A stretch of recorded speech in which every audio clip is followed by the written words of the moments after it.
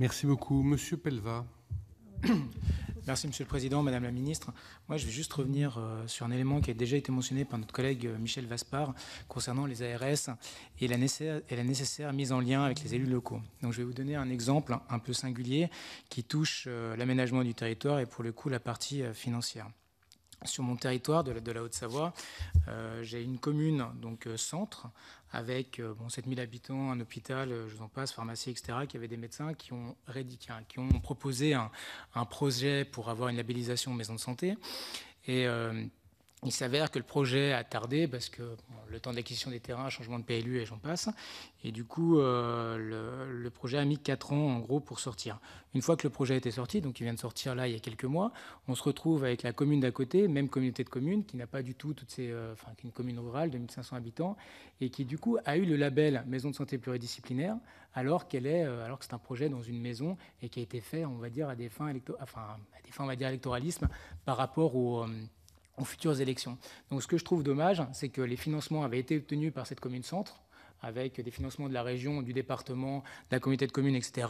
Et une commune qui arrive un peu après a un label sans concertation au niveau de l'ARS. Donc je trouve que c'est un gâchis financier et pour l'aménagement du territoire, c'est pas forcément terrible. Et puis maintenant, je voulais vous parler sur le projet de loi, donc notamment l'article 4.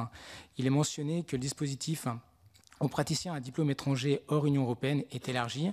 En quoi consiste réellement le parcours de consolidation des compétences autorisées aux praticiens possédant un diplôme étranger hors Union européenne et pourquoi ce parcours de consolidation des compétences est-il autorisé et non obligatoire? Je vous remercie.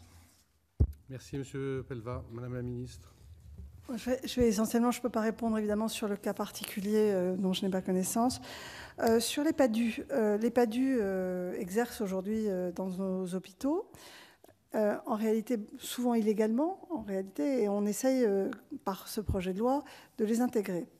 Leur niveau de compétence est assez variable, en réalité, et donc le projet de loi prévoit une vérification des connaissances par les spécialistes qui exercent dans la même spécialité.